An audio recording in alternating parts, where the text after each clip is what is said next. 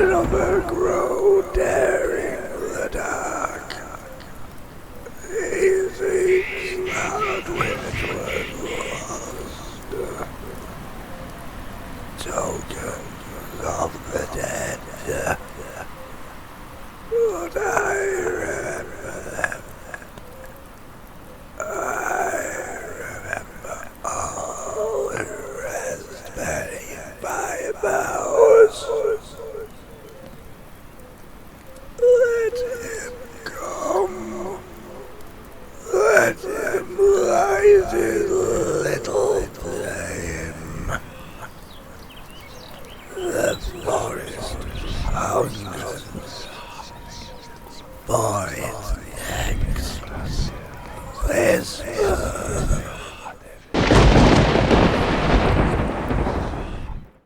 Hello everyone, how are you doing on this fine day? I hope you're looking after yourselves. If you're new here, hi, my name is Noah, I am known as the Bookworm, and welcome back to the Crows Nest Chronicles. We are starting with session 1.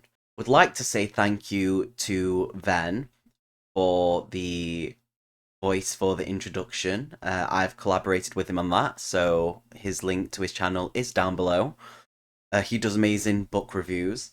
Now, the main thing is that I've kind of tweaked the rules just a little bit before we dive into this. I've put a timer in for when the actual session starts. Because I'm going in with one guy, we are using the solo rules from Adventures from the Guild, as it has some kind of rules in the back.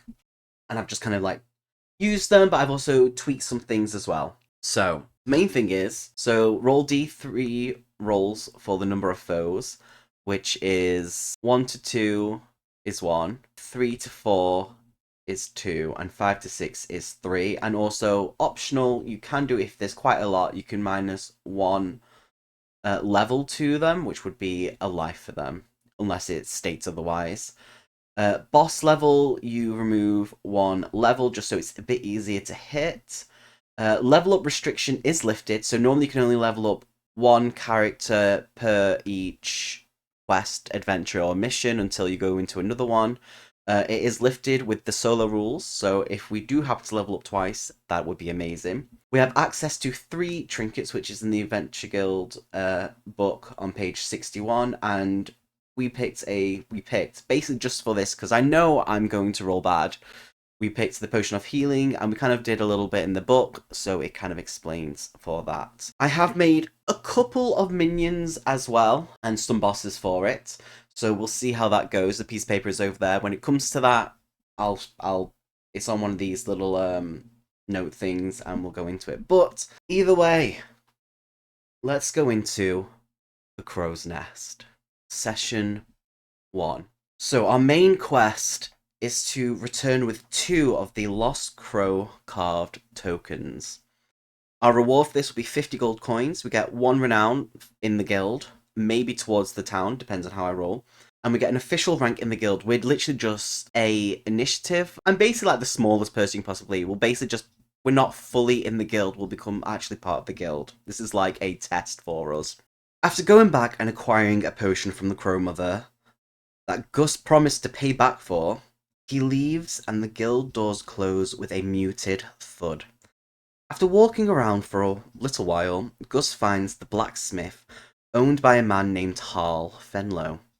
He paid 2 gold pieces for a lantern hook to be put on his shield, so he can now use his shield and have the +2 to his defense, which leaves him with 1 gold piece. Gus spends time in the Crooked Mare before leaving, as it is quickly becoming twilight. The air outside is cooler now, the kind of cold that sinks into bones, not from winter, but from the forest's breath. Dewsburn's torches gutter, and even the crickets fall silent as he passes the village's boundary stones. Each crow member leaves with a candle stub and a bit of wax, not for light, but for remembrance. Gus pockets his own before tightening his grip on his weapon and shield. Ahead, the forest looms, black, endless, alive, and whispering. The path vanishes within 10 or so steps. Somewhere in that green dark maze lie 2 fallen guildmates and their crow tokens. So, our main thing is to explore 5 to 8 areas, locate both tokens, and make it back safely to the Crow Mother. So we've done the entrance already. We are in a forest. And what I am going to do is roll a d6, 'cause I've written some little kind of whisper tables or things we might notice even just before we even go into this. So I'm going to roll, and let's see what we get. 6. So the forest hums my name. As soon as I enter into the forest, we hear whispers of my name already, which is what the Crow Mother said would happen.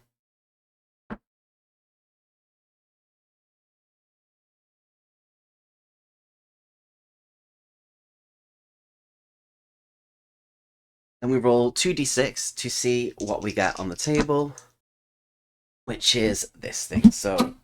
So one of the main things that I nearly forgot to mention was awareness. Obviously, because we had whispers at the beginning, it's gone up by 1. When we get to 6, something happens. This is Peanuts. I've been trying to record for the past 20 minutes. Let's roll on the special events table. 5. You meet a wandering healer, which would be fantastic later on.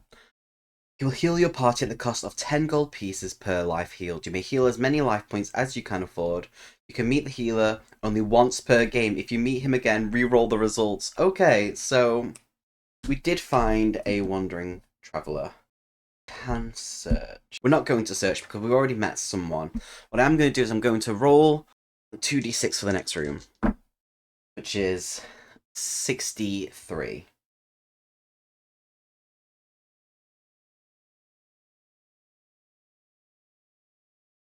Saying this is a fallen rock, just kind of like on the side.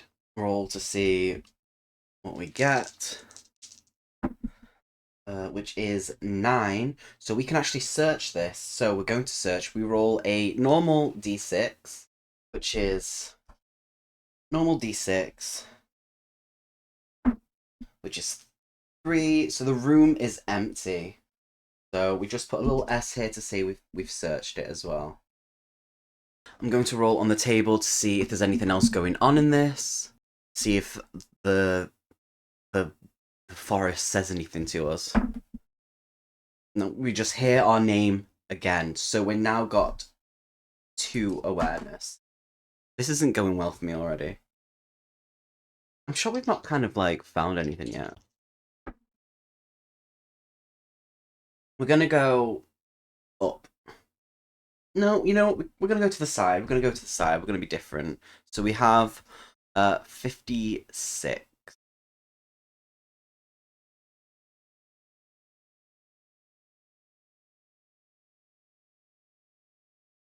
We kind of see what we get. We get an 8, so we're doing the minions table, which means show this. So I've got some that I've made already. So let's do this then. Number 3, so we have a drowned crow, which is one of my ones that I've made. So, drowned crow. So crows who die within Tamlin's Forest are cursed to rise again until their tokens return to the Hall of Feathers. Now, this is only for... the amount is 1. It has 2 life. It is level 5. So basically, we see this kind of sort of ghost-like, but really very physical sort of thing, kind of gurgling and gargling, kind of drooling water coming towards us all of a sudden. And this will be our first fight. So to level up, we need to kill... we need to have 10 battles with minions and / or fight a boss. So we have to hit, for this, his level or above to hit him. We get a +1 to our attack, and then I'll go through it afterwards with that. So we don't hit. That's a 4, because we got a +1, that's 4. We miss. So let's roll for this dude then. Well, we're rolling to defend, basically, from him. So we need to roll above his level. So we need to at least minimum roll a 5. No, we get a +2 to our defense. A 3 minimum. So we defend, we're good.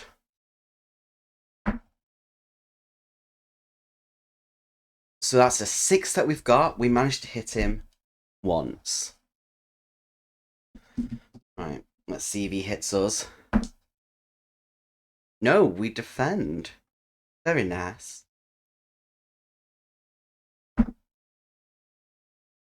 And we kill him. So Gus kind of holding his shield up manages to block and defend as this thing comes barreling at him, kind of wafting its hands around, beating him up. And Gus manages to land 2 hits that manage to slay this thing for the moment. Our treasure is a d6 gold, which is 6 gold. I'm just going to mark it down here. We've got 6 gold pieces, and we get a single crow token, which is one of the things we needed to get. So I'm also going to put here we found a crow token. We've already checked 3. We need to at least check 2 more places as we kind of go along. So that is 44.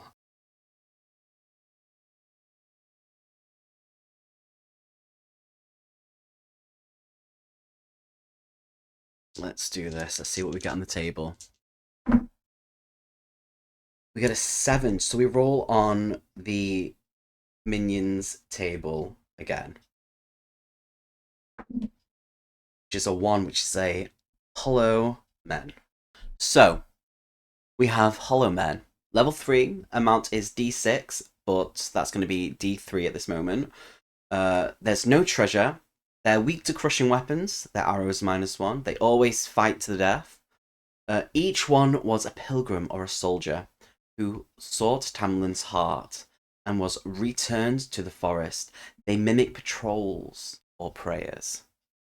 So as Gus kind of walks forward into this bit, kind of hears like a gasping of breath and a strange language that sounds almost like a prayer.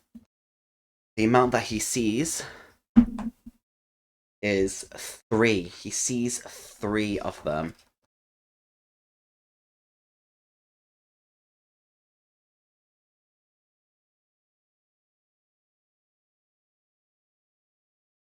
We have to defend from each one. We're going to attack. Gus gets his sword ready. 5 + 1, which is 6. Their level is 3. So we actually managed to kill 2. Now it is one of their turns, because there's only 1 left. We have to get... We actually get hurt for 1. Because we got a +2, it's 3, but to defend we need to roll above their level. So Gus, he manages to kill 2 with his sword, and 1 kind of manages to run up and just manages to bap him across the head. So we're now at 6 points. Right, let's kill this dude. No, we don't. That is a miss for us. And we managed to defend from that one. So it swings, we managed to duck under it. This isn't going well. We're basically just dancing around each other at this moment in time. I still managed to do it. Come on. This is my dice curse showing how bad I am. There we go. We managed to kill the last one. But this thing doesn't give treasures. So I'm not going to even roll for that, even though it says to roll if you win. Let's roll for this then. That is a 32.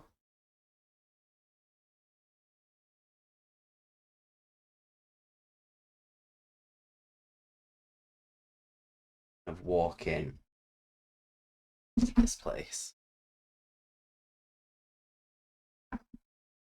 That is a 9. This place is empty, but we are searching it. Let's roll for this then. That is a 6. Roll on the boss monster table. Reroll any dragon. There's no dragons here. But we've got our own. We only have 2 things it can be. And I'm a little bit worried. Because I was hoping we would have found something else by now. Fingers crossed. It's the aspect. It is not. Okay. As Gus kind of walks into this area straight ahead, he hears the creaking of trees and this deep guttural sort of noise as he realizes that something ahead that he thought was sort of like maybe a hill or some sort of big bizarre foliage that he's never seen before. This thing slowly stands up and it sounds like trees creaking and branches snapping as a giant white stag stands up. And he notices it weeps black from its eyes, nose, and mouth as it takes a stumbling step towards him with its unusual amount of legs. Now, the thing with this one is, so far after slaying it, it returns by the next night, crying and screaming through the first night it's back. So it is level 5, its life is 5, and it gets 2 attacks. And it gets some treasure, but we will see about that. But there we go. So the main thing with our rules is the boss loses 1 level. So it's not level 5, it's level 4 at the moment. I was really hoping we wouldn't come to this at this moment in time.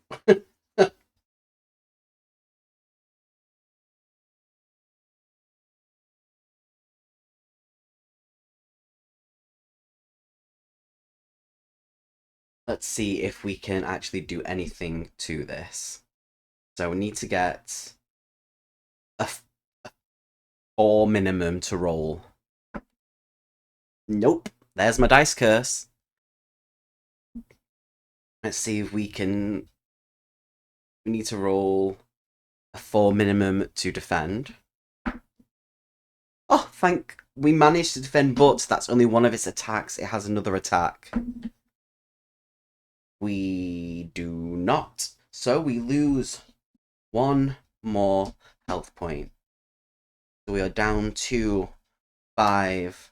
So what happens is it tries to trample us. But what happens is it misses the first go, then it manages to catch us with its antlers. So come on. That is 7. So we managed to do 1 damage to it, which is fantastic. Right, when it gets 2 attacks, we'll roll twice for it. Let's see if we defend. We do not get hit at all, which is beautiful. So we kind of got the gist. It wants to trample us, but also swings antlers at us, and it tries to do the same thing again. And we managed to just kind of roll out of the way, screaming our head off. That is a +1, which is a 4, which we do hit it. Right.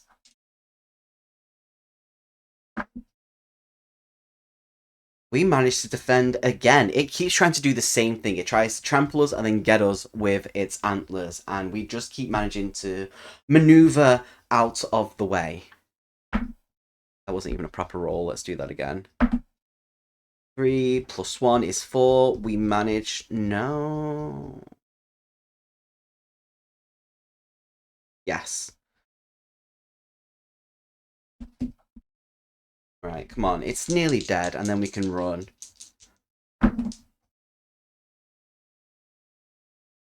We managed to do it. We managed to defend both of them because we got a +2 to our defense. Yeah, this white stag, this terrifying white stag needs to learn better things to do. And we hit it again. We can't reach it high up, but we're basically just hacking at its legs at this moment in time while we're kind of dodging and rolling out of the way. Oof. So it hits us for 1. So we are down to, out of 7, we are down to 4.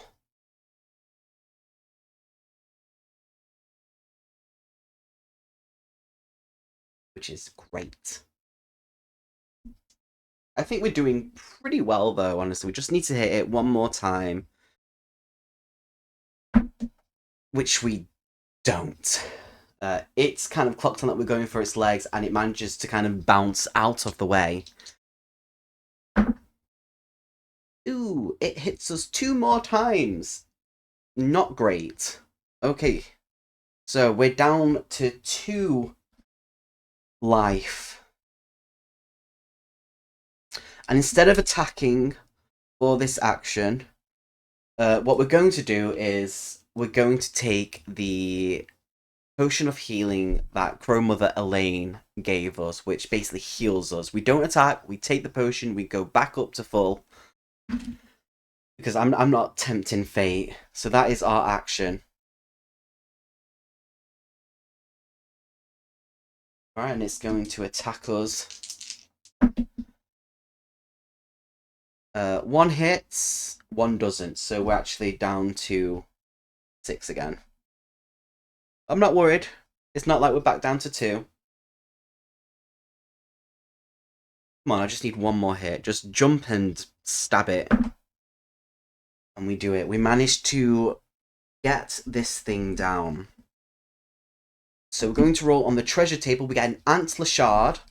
Like a bit of the antler just kind of breaks off, obviously, with stags, deers, and all that stuff. The antlers regrow. So we got an antler shard. Which is a relic. And then we get an ichor vial, which is the stuff that's kind of pouring out of its eyes, nose, mouth, ears, which we shall show to the Crow Mother. And we get 1 treasure. That is a 2. We get 2d6 gold pieces, which is great because we need gold. We got 3 gold pieces. So we're currently at 9 in total. Which I'm happy with. We need it because I know that I'll be needing potions at some point. I'm going to roll on this table. There is a possibility that something happens in this. I have things set up in case we ever do meet them. But let's see what we get. So Gus, at this time, as this happens, he gets a bit scared. There is an awareness. It goes up to 3 because it was a boss. So if we get noticed 3 more times, something bad will happen, basically. So Gus kind of has a moment where he's startled. He doesn't know what's just happened. He kind of grabs what he can and he darts the furthest away from it, going this way. Let's see if this happens. Number 2. As this happens, as Gus is running and heading towards this little entrance here, he bumps into someone. They both go stumbling and flying back. But what happens is he bumps into an elven woman. She has hunter's leather on. She's got a bow in her arm, quiver. Bow in her arm, quiver on the back. A sword kind of strapped to her side as well.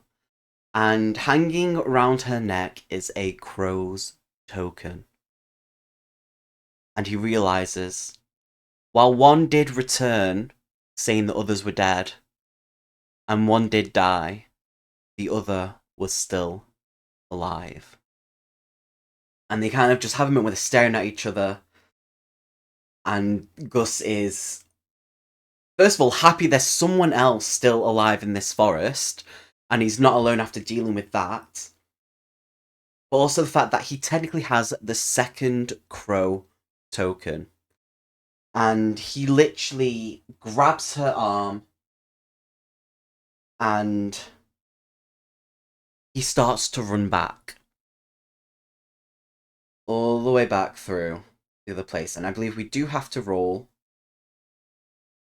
for each room as well.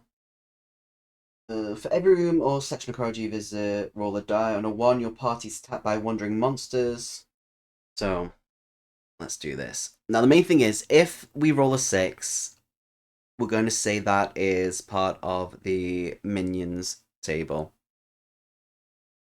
No, the vermin table. 1, vermin table, which is fine. Now, I didn't actually... Vermin table. There we go. That's what I wanted.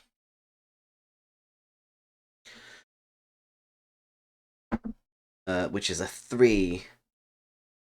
So it's 2d6 goblin swarmings. So it's d3 each time, so that's 3,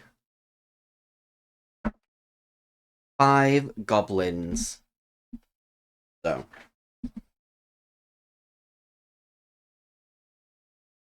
the first thing is that I know they attack the back. Okay, so wandering monsters attack first. On the first turn of combat, characters may not use their shield bonus or their first defense roll against wandering monsters. So it's basically just a stand-up straight roll when defending. And they go from the back, so they'll actually be attacking Vraska first. Let's do this then. So we're going to roll 6 times. So they're first going to kind of like go after each one. Now the main thing is that Vraska does have a bandage, so we need to roll 4 and above to defend. So we do twice. We do defend twice. We get hit for 1.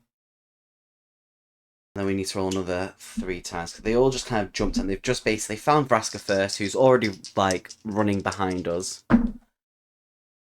Let's see. That's fine.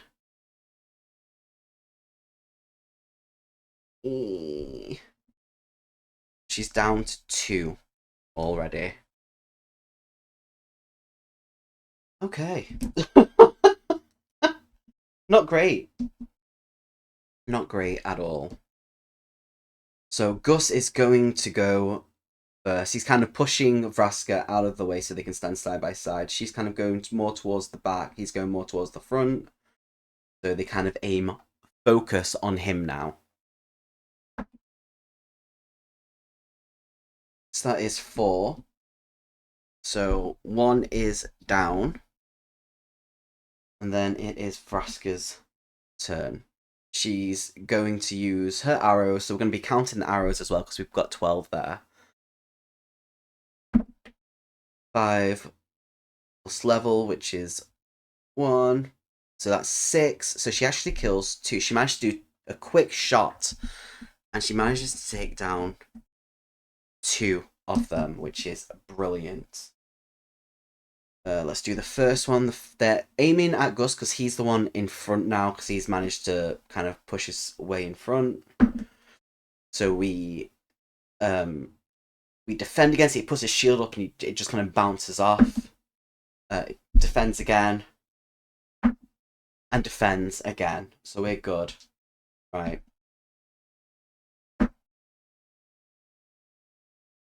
That does hit. We managed to kill another one. And then we'll see if Vraska can take another 2 down. She cannot. She actually misses. So we also need to take off. She's at 10 arrows right now. She does have a sword. But it's fine. It's fine. This is for Vraska. No, we're going to roll for Vraska to defend first. Which she does, thank God. And then we have Gus rolling to defend. Which we do. And then we're going to attack. Now, if we roll a 6, I've just figured out, for like attacking, we then roll again and add that to each one. 2, 3. It's a hit. Kill 1. 3, 4. Yeah, dead. We managed to do it. We're not doing great. Vraska's hurt. I think a bandage only heals like 1 health. Bandages, each character can apply bandages once per adventure, healing 1 lost life. The bandages cannot be applied during combat. So we're out of combat anyway. Gus is actually going to help, even though Vraska's telling him that she's fine, she doesn't need help, like, she is a crow, she doesn't need his help. He's also going to attempt to help her, try and do it on while she bats his hand away, because she's just not impressed with him. So she's up to 3 health. Let's keep going. We're going to let Vraska kind of move in front, so that if anything does attack, it is onto Gus, as they just kind of start to run for their lives, trying to get out. 5. So I don't have any weird monsters in this, and we can't have any more bosses. So I'm going to say 5 is, it's empty, we don't get attacked. We keep running through. Let's do it again. That is a 4, so it's a minion. Okay.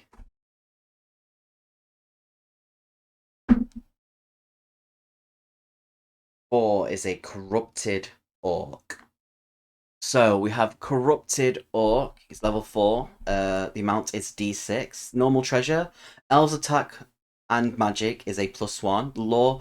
They came to Tamlin Forest to basically make a home here, but they got corrupted by it instead. Let's see how many we get. So it's a D3. 1. There's 1 orc. He attacks first. Obviously lowering his level, so he's level 3. Because I forgot about it. So he's attacking Gus first, but Gus rolls a 6, so we do it, we're fine. And then it is our turn. I've lost my dice. So, Gus first. I want to try this. So that would be 7. 8. So that would be, basically, we would have killed 2 of them if there was 2 there. Do we get any treasure? It's normal treasure. Let's see. Which is a 3, which is a scroll. The random spell. The random table. Let's see what we got. 6, which is a protection scroll. Which we like. Alright, let's go down here. We roll on the table again, see what we get. Which is a 2. So we got another minions table. Right. Which is a 2, which is a corrupted rat. Which is this thing. So D6 +1 is level 2. Doesn't have any treasure. Anyone wounded has a 1 in 6 chance of losing 1 extra life to an infected wound. And we're going to see if it's going to do a reaction first. 1 to 3, it comes in, it runs up behind Gus. Gus turns around, and as soon as it sees him, it freaks out and runs. We get to the entrance, and they sit down, and they just kind of stare at each other, thinking, what the fuck? So, the forest holds its breath as Gus emerges from the mist. Blooded, pale, but not alone. Behind him walks Vraska, her hood torn, bow now unstrung, and her eyes hollow from too many nights beneath the trees. Her elven grace is kind of dulled by exhaustion, but her hand still clutches something close to her chest, which is her crow token, blackened with age yet warm to the touch. The two of them cross the threshold at dawn. Crows wheel overhead as the first light touches Dewsburn's rooftops. The people of Dewsburn sees them coming, and they stare in silence. No one speaks. Vraska's survival is a miracle enough. Words would only break it. The door opens to the candlelit hall, and Crow Mother Elaine steps forward. Her expression unreadable, her eyes as sharp as a blade drawn slow from its sheath. Hall's candles burn brighter as the two approach. Elaine looks first to Gus, and then to Vraska. "So," she says softly, "the forest didn't take all of them." Vraska kneels, trembling, and lays the crow token on the table between them, its edges scarred, wax half melted. "Mirror is gone," she whispers. "Thane, though. Thane is not truly." Elaine's gaze narrows. "Not truly?" Vraska nods. "The roots hold him. Alive, maybe. Dreaming. The forest wouldn't let me see." For a long moment the guild hall is silent except for the hiss of candle wicks. Elaine lifts the token and closes her hand around it. "Then the forest owes us a debt yet unpaid," she murmurs. Turning to Gus, she studies the cut across his cheek, the mud on his boots, the way his hand trembles from holding his blade too long. "You found one of ours and brought her back. That is no small thing, Crow. Tamlin's forest takes. You've made it give something back." She sets the token beside the reliquary of the fallen and lights a new candle for Mirror. The flame flares blue, then steadies.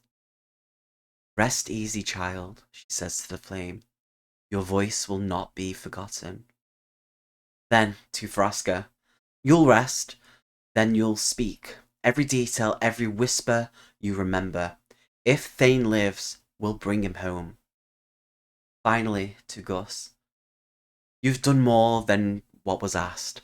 The guild will remember this. You've earned your place among us." Elaine watches as Vraska and Gus leave the hall. Only when the door closes does she whisper, almost to herself, "Tamlin's roots don't release the living. If it did, it wanted her to return." The candles flicker, all of them, as if in answer. So Gus kind of now, instead of just being the recruit, he's now he now gets a +1 renown, and that automatically brings him to Feathered Crow, which is just one little step above it. He gets 50 gold pieces for not only bringing the token, but for also bringing Vraska back. And we now have Vraska as a companion for future delves. And that is the end of session 1. Let me know what you think, what I've probably mostly done wrong, if you enjoyed it, what you would do differently, and if you are wanting your own name in this as an NPC, or maybe a companion, or maybe even something more, as in a boss. Let me know down below. Stay awesome, much love, and remember, the forest is awake. And if you hear your name, it's just the forest getting familiar with you. So if you love adventure and don't mind some cursing too, come hang with Noah Bookworm crew, you know you want.